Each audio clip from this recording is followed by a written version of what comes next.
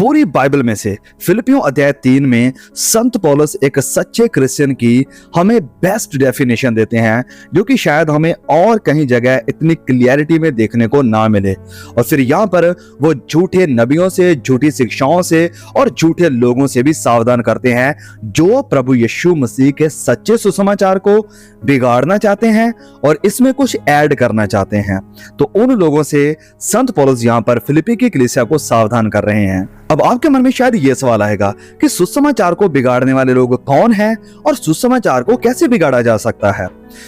सुसमाचार को बिगाड़ने वाला हर वो इंसान है, सुनिए समझिए इस बात को, हर वो इंसान झूठा प्रचारक है, झूठा पंथ है, झूठा कल्ट है, झूठे शिक्षक हैं, जो कि प्रभु यीशु मसीह के ऊपर नजरें लगाने के बजाय आपकी नजरें अच्छे कामों पर, परफॉर्मेंस के ऊपर लगाते हैं। समझे इस बात को कि जो खुदावंद मसीह यीशु ने काम क्रूस के ऊपर हमारे उद्धार का पूरा किया है, जो इसमें कुछ ऐड करने को कहते हैं, वो सुसमाचार को बिगाड़ने वाले हैं। वो कहते हैं कि यीशु काफी नहीं है, उसका बलिदान काफी नहीं है, उसका लहू काफी नहीं है, आपको भी कुछ करना पड़ेगा अगर आप इस साल्वेशन के काम को कंप्लीट यानी पूरा करना चाहते हो। मतलब वो साल्वेशन का काम जो यीशु ने पूरा किया वो अधूरा है ना। यू मस्ट डू समथिंग और you must add something to that work, कि प्रभु यीशु के उस काम में आपको कुछ ऐड करना पड़ेगा ताकि वो साल्वेशन का अधूरा काम पूरा हो जाए। And that is a blasphemy. ये प्रभु निंदा है, ये परमेश्वर की निंदा करना है कि यीशु के साथ हम कुछ ऐड कर सकते हैं उद्धार के काम को पूरा करने के लिए। नहीं, तो सुसमाचार ऐसे बिगड़ता है जबकि किसी को उद्धार के लिए बताया जाए और उसे ये कहा जाए कि यीशु का काम पूरा नहीं है, आपको ये लिस्ट पूरी करनी पड़ेगी, फिर जाकर आपके उद्धार का काम पूरा होगा। नो, यहाँ पर भी फिलिपियों की कलीसिया में भी ऐसी ही कुछ गलत शिक्षाएं चल रही थी। यहूदी लोग इन लोगों को मतलब ऐसी ही गलत शिक्षाओं में, गलत विचारों में गुमराह कर रहे थे, इन्हें कुछ ऐड करने को कह रहे थे, जैसे कि तुम्हें सर्कमसीजन करना पड़ेगा, तो तुम्हें पूरी व्यवस्था जो कि मूसा की व्यवस्था है उसे भी मानना पड़ेगा अगर आप सच में परमेश्वर की संतान बनना चाहते हैं, अगर आप उद्धार को पाना चाहते हैं। तो संत पौलुस इन्हें क्या कहते हैं, चलिए हम पहले वचन 2 को पढ़ते हैं और फिर वचन 3 में हम इस चीज की एक सच्चे मसीह की जो असल डेफिनेशन है उसको भी देखेंगे। तो वचन 2 में संत पौलुस यहाँ पर चौकस करते हैं, सावधान करते हैं, वार्न करते हैं। क्या कहते हैं वो कि कुत्तों से चौकस रहो, उन बुरे काम करने वालों से चौकस रहो। तो जो सुसमाचार को बिगाड़ने वाले हैं, संत पौलुस उन्हें कुत्ते कह रहे हैं कि कुत्तों से चौकस रहो, उन काट कूट करने वालों से चौकस रहो। काट कूट करने वाले कौन थे? यहूदी लोग, जो कहते थे कि तुम्हें खतना करना पड़ेगा, तुम्हें अपने आप को सर्कमसाइज करना पड़ेगा अगर आप परमेश्वर की फैमिली का हिस्सा बनना चाहते हो। तो पौलुस कह रहे हैं कि उन काट कूट करने वालों से भी सावधान रहो, चौकस रहो। तो वचन 3 में फिर वो एक अच्छी डेफिनेशन बताते हैं कि असल में मसीही कौन है। वो कहते हैं क्योंकि यथार्थ खतना वाले तो हम ही हैं, जो परमेश्वर के आत्मा की अगुवाई से उपासना करते हैं और मसीह यीशु पर घमंड करते हैं और शरीर पर भरोसा नहीं रखते। समझिए इस बात को कि जो यीशु पर घमंड करते हैं और शरीर पर भरोसा नहीं रखते। तो 3 बातें हम यहां से लेंगे, 3 बातें जो संत पौलुस यहां पर लिस्ट आउट कर रहे हैं एक सच्चे विश्वासी की जो डेफिनेशन बताते हुए। तो सबसे पहली वो बात कहता है कि सच्चा विश्वासी, सच्चा खतना वाले हम हैं जो आत्मा की अगुवाई में उपासना करते हैं। आत्मा की अगुवाई में, अब इसे समझना बहुत ही जरूरी है कि सबसे पहला मार्क एक सच्चे मसीह का, सच्चे क्रिश्चियन का यह है कि वो आत्मा में परमेश्वर की उपासना यानी आराधना यानी वर्शिप करता है। They are the true circumcision। ये वो लोग हैं जो सच में खतना वाले लोग हैं। और यही बात हमें फिर यूहन्ना के सुसमाचार में भी देखने को मिलती है, जहां पर लिखा है कि ऐसा समय आ रहा है कि जब उसके लोग रूह और सच्चाई से परमेश्वर की आराधना करेंगे, रूह और सच्चाई से, आत्मा और सच्चाई से। तो यस, जो लोग आत्मा की सच्चाई से आराधना करते हैं वो है परमेश्वर के चुने हुए लोग, परमेश्वर के लोग जो कि शरीर के अकॉर्डिंग नहीं वरन आत्मा के अकॉर्डिंग चलते हैं और आत्मा के अकॉर्डिंग परमेश्वर की आराधना करते हैं। वो सच्चे सर्कमसीजन वाले लोग हैं। और जब बात आती है आत्मा की, जब कभी भी वचन में बात हुई है तो ये टोटल कॉन्ट्रास्ट है, मतलब कि जो शरीर है उसके विपरीत जाती है।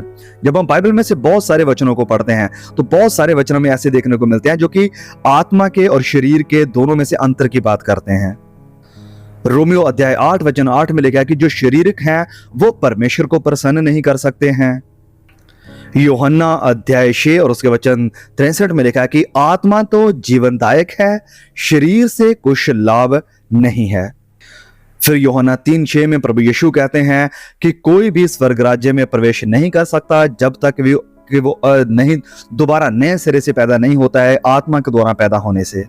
आत्मा में उपासना करने का मतलब ये भी है कि हमारे दिन भर की रोज की जो आत्मिक उन्नति का और प्रभु यीशु मसीह के साथ चलने का जो सोर्स है वो पवित्र आत्मा है, जो हमें हमारे खुदावंद मसीह यीशु के साथ और पिता परमेश्वर के साथ जोड़ कर रखता है। गलातियों अध्याय 5 और वचन 25 में लिखा है कि यदि हम आत्मा के द्वारा चलते हैं तो आत्मा के अनुसार चलें भी, आत्मा के अनुसार चलें भी, जिसका मतलब यह है कि हमारा खुदावंद मसीह यीशु में आना और हमारा पवित्रीकरण यानी सैंक्टिफिकेशन, हमारा शुद्ध होना, ये सारा काम है पवित्र आत्मा का। पवित्र आत्मा ही हमें शुद्ध करता है, पवित्र आत्मा ही फिर हमें लीड करता है कि हम शुद्ध पवित्र आत्मा के द्वारा प्रभु यीशु की मर्जी वाली जिंदगी गुजार भी सकें।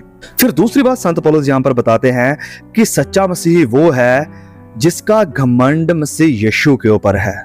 वाह, ये अद्भुत है, जिसका घमंड खुदावंद मसीह यीशु के ऊपर है, मतलब कि जिनके पास कोई और उम्मीद नहीं है सिवाय खुदावंद मसीह यीशु के। हमारी रेस्ट का, हमारी साल्वेशन का, हमारे उद्धार का एक ही स्रोत है, एक ही कारण है, एक ही वजह है, वो है मसीह यीशु।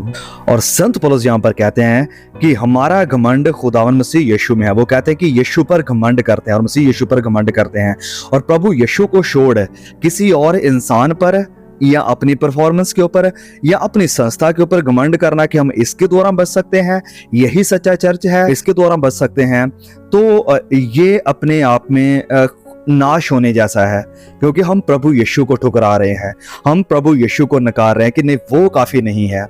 हमारी ओनली होप, सिर्फ एक ही उम्मीद होनी चाहिए, वो है प्रभु यीशु। और मैं आपको बताता हूं, जितना हम मैच्योर होते जाएंगे विश्वास में, प्रभु यीशु के अनुग्रह में, परमेश्वर के वचनों की सामर्थ में, जितना हम प्रभु यीशु के करीब जाते जाएंगे, जितना हम परमेश्वर की पवित्रताई को समझने लगेंगे, उतना ही हम अपने असल नेचर को, हमारे दिल को जानने लगेंगे कि हम वाकई में कितने गिरे हुए हैं, कितने फॉलन हैं और कितने बड़े अंधकार में हैं। और इस अंधकार से निकालने वाले, इस गुनाह के गहरे गड्ढे से निकालने वाले हमारे सेवियर, हमारे मुक्तिदाता, हमारे बचाने वाले सिर्फ एक ही हैं, और वो सेवियर खुदावंद मसीह यीशु है। आइए हम ऐसे ना हो कि अपने आप में से सेवियर निकालने वाले बने कि हम खुद अपने आप को बचाएंगे, हम खुद हैं अपने आप को बचाने वाले, जैसा कि बहुत इजीली हो सकता है जब हम विश्वास में हैं। कई बार मैंने मसीहों से बात करता हूं, वो कहते हैं कि हमें अच्छे काम करने पड़ेंगे, हमें और दुआ करनी पड़ेगी, अच्छी परफॉर्मेंस करनी पड़ेगी। ये खुदा में ग्रो होने के लिए अच्छा है, ये जो काम मसीह यीशु ने किया है उसके ऊपर इस्टेब्लिश होने के लिए, उसमें बढ़ने के लिए सही चीज है, लेकिन उद्धार पाने के लिए ये सब चीजें नहीं हैं। उद्धार का, नजात का स्रोत, या हम कह सकते हैं फाउंटेन, सिर्फ एक ही है, मसीह यीशु, और उसे छोड़ हम किसी और चीज पर, किसी और इंसान पर भरोसा नहीं रख सकते हैं। और तीसरी बात, फिर इस वचन में फिलिपियों 3:3 में लास्ट में पौलुस ये कहते हैं कि हम शरीर पर भरोसा नहीं रखते। तो हाँ, सच्चा विश्वासी, सच्चा क्रिश्चियन वो है जो शरीर पर भरोसा नहीं रखता।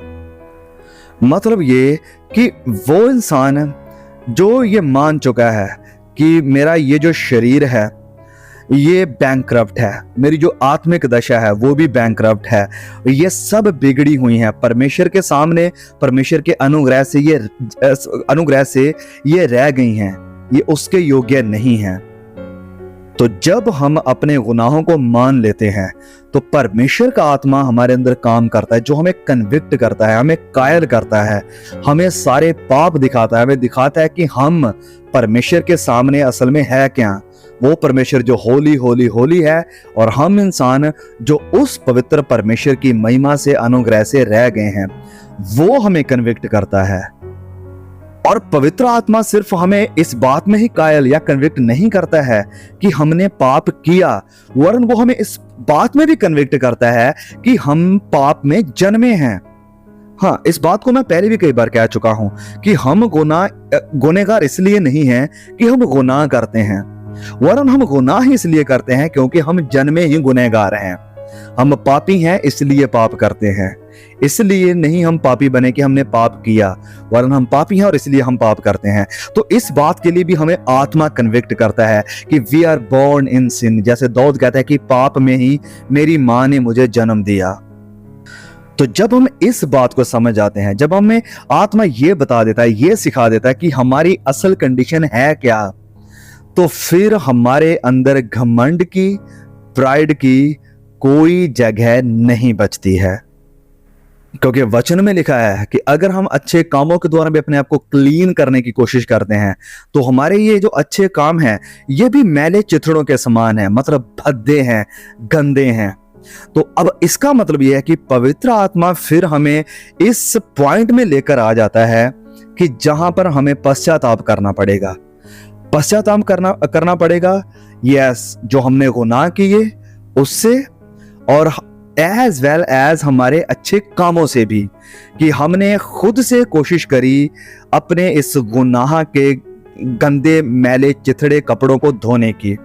तो ना सिर्फ हमें बुरे कामों से तौबा करनी है, वरन हमारे अच्छे कामों से भी, जो कि अपने आप में मैले चिथड़ों के समान है, कि प्रभु हमने कोशिश करी आपके सामने आने की अपने बेसिस पर, अपने दम पर, और इसलिए भी हम आपके सामने शर्मिंदा हैं कि हम किसको रिश्वत देने की कोशिश कर रहे थे, हम किसके सामने ऐसे इनडायरेक्टली जाने की कोशिश कर रहे थे। तो हम उस चीज से भी पश्चाताप करेंगे, क्योंकि मैं फिर से क्लियर कर दूं कि ये दोनों चीजें, अच्छे काम और हमारे बुरे काम, ये दोनों परमेश्वर के सामने वर्थलेस हैं। इनकी परमेश्वर के सामने कोई कीमत नहीं है, कुछ भी ये ऐड नहीं करते हैं हमारे गुनाहों को धोने के लिए। लेकिन दूसरी तरफ जो झूठी शिक्षा है और जो झूठे कल्ट हैं, जो झूठे प्रचारक हैं, वो हमेशा प्रभु यीशु को छोड़ अपनी उंगल किसी और चीज की तरफ लगाएंगे। आपका जो ध्यान है वो किसी और चीज की तरफ लगाएंगे, किसी और इंसान की तरफ लगाएंगे, कि जैसे आपको ये अपना रिज्यूम प्रेजेंट करना है परमेश्वर के सामने, कि परमेश्वर आपके इस रिज्यूम को देखकर खुश हो जाए, आपसे प्रसन्न हो जाए और आपको अपना अनुग्रह का फेवर दे दें। ये सरासर गलत है और ये सुसमाचार को बिगाड़ना है। ये प्रभु यीशु मसीह के सलीब के ऊपर किए हुए काम को नकारना है। आप कहेंगे कि फॉर एग्जाम्पल आप कहना क्या चाह रहे हैं? मैं कहना चाह रहा हूं, आज कई ऐसे कल्ट आ चुके हैं जो कहते हैं कि वेल तुम्हें मूसा की शरह को मानना पड़ेगा। अब ये प्रॉब्लम सिर्फ 2000 साल पहले फिलिपियों की, गलातियों की, कुरिन्थियों की कलीसिया में ही नहीं थी, जहां यहूदी लोग आकर इन पैगन क्रिश्चियंस को, जो कि दूसरे विश्वास से मसीह में आए थे, उन्हें कहने की कोशिश कर रहे थे कि तुम्हें मूसा की व्यवस्था को मानना है, तुम्हें सर्कमसाइज करना है अपने आप को अगर तुम परमेश्वर के फेवर में आना चाहते हो। ये शिक्षा सिर्फ उसी वक्त में नहीं थी, वरन आज भी प्रचलित है, एंड यू नो इट, आप अच्छी तरह से जानते हैं। जो कहते हैं कि तुम्हें सैटरडे को ही आराधना करनी है, तुम्हें व्यवस्था को मानना है, और कई लोग तो सर्कमसीजन को भी सिखाते हैं। कई लोग ये भी सिखा रहे हैं कि तुम्हें जितने भी पुराने नियम में पर्व बताए गए हैं उन सभी को मानना है अगर तुम एक सच्चे विश्वासी बनना चाहते हो या सच में परमेश्वर के फेवर को चाहते हो। तो सिंपली मैं क्लियरली आपको बता सकता हूं कि ये लोग झूठे हैं और प्रभु यीशु के सुसमाचार को बिगाड़ना चाहते हैं, क्योंकि सेव जीसस, मसीह यीशु के सिवाय कुछ और नहीं, कोई और नहीं। हम कुछ भी करके, कैसे भी करके परमेश्वर से फेवर को खरीद नहीं सकते हैं, जबकि उसने ऑलरेडी, यह समझिए इस बात को, जबकि उसने ऑलरेडी अपने इकलौते बेटे को भेजकर, उसे कुचलकर, उसे वो पीड़ा देकर जिसके लायक, जिसके योग्य हम थे, हमें अपनी संतान बना लिया है। He has already adopted us as his daughters and sons. उसने हमें अपने बेटियां और बेटों के रूप में ऑलरेडी अडॉप्ट कर लिया है, स्वीकार कर लिया है। अपने बेटे मसीह यीशु को सलीब पर देकर। और इसके विपरीत जिनका घमंड अपने शरीर में है, प्रभु यीशु में नहीं है, वो क्या करते हैं? वो ये बताते हैं कि यस, मसीह यीशु प्लस दिस कि यस, प्रभु यीशु भी हैं, लेकिन साथ ही साथ आपको ये काम भी जरूर करने होंगे अगर आप इस सॉल्वेशन के काम को पूरा करना चाहते हैं।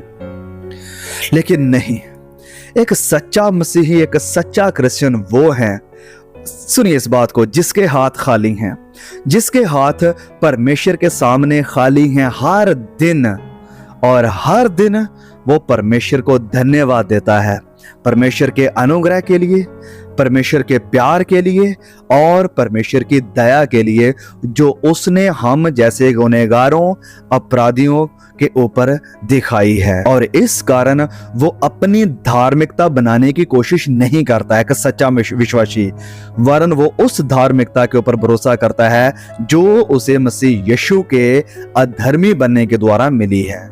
क्योंकि ये एक बड़ी ही डरावनी चीज है, अच्छे कामों के ऊपर डिपेंड रहना, क्योंकि ये कभी भी हमें सेटिस्फैक्शन नहीं देगा, ये कभी भी हमें अश्योरेंस नहीं देगा कि हमारा अंत मसीह यीशु के साथ होगा या हम हमेशा की जिंदगी परमेश्वर के साथ गुजारेंगे।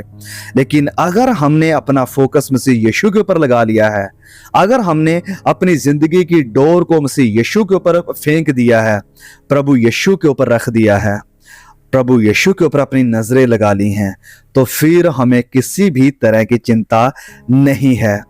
A mark of maturity is that we no longer are constantly worrying about our own spirituality. Yes, एक सच्ची मैच्योरिटी, सच्चे मसीही की सामर्थ्य यह है कि अब उसे किसी भी चीज की चिंता नहीं है, अपनी आत्मिक कंडीशन को लेकर, अपनी धार्मिकता को लेकर, क्योंकि उसे पता है कि उसकी धार्मिकता अपनी धार्मिकता नहीं है। प्रभु यीशु जब मुझे देखेगा तो वो मुझे मेरी धार्मिकता में नहीं देखेगा, वरन वो मुझे देखेगा अपने बेटे मसीह यीशु की धार्मिकता में, और कहेगा कि ही इज जस्टिफाइड, ये धर्मी ठहर चुका है, ये माफ हो चुका है, इसका खाता क्लियर हो चुका है, इसके गुनाहों का भुगतान हो चुका है, इसका जो बिल था वो पूरा पूरा पे हो चुका है। तो समझ लीजिए इस बात को, मसीह यीशु की सलीब है जहां पर हमें सैंक्टिफिकेशन मिलता है, जहां पर हमें जस्टिफिकेशन मिलता है, जहां पर हमें परमेश्वर के साथ एक स्ट्रेट स्टैंडिंग मिलती है। क्रूस के पास आकर हम परमेश्वर के साथ मिलाप कर लेते हैं, क्रूस के पास आकर हम प्रभु यीशु के साथ आ जाते हैं, क्रूस के कदमों में आकर हम गुनाहों से निजात पा लेते हैं, क्रूस के पास आकर हमें एक नई धार्मिकता जो कि यीशु की धार्मिकता है वो मिल जाती है। तो मेरे प्रिय भाइयों, मेरी प्रिय बहनों, किसी भी तरह से किसी के धोखे में ना आए। गलातियों 1 में संत पौलुस कहते हैं कि अगर कोई इस सुसमाचार को छोड़कर जो हमने तुम्हें सुनाया या सिखाया था कि परमेश्वर के अनुग्रह के द्वारा, विश्वास के द्वारा तुम बचाए गए हो, अगर इसे छोड़कर कोई और सुसमाचार तुम्हें बताता है तो वो अकर्स है, वो एक अनैथेमा है, वो श्रापित है। तो आइए भागें मसीह यीशु की तरफ, जो कि हमारी ओनली उम्मीद है, हमारी ओनली होप है, और उसके ऊपर अपनी सारी चिंता, अपने सारे बोझ को डाल दीजिए। क्योंकि पौलुस क्या कहते हैं, संत पौलुस कहते हैं कि मैं मसीह यीशु के कारण सारी चीजों को कूड़ा समझता हूं। मैं वो सारे अच्छे काम, मेरा वो खतना, मेरा लॉ को मानना, व्यवस्था को मानना, ये सब कुछ संत पौलुस कहते हैं कि कचरा है। तो मैं आपसे पूछना चाहता हूं, क्या आपका भरोसा कचरे के ऊपर है या मसीह यीशु के ऊपर है? फिर से सुनिए, आपका भरोसा कचरे के ऊपर है या फिर मसीह यीशु के ऊपर है, जो कि हमें बचा सकता है।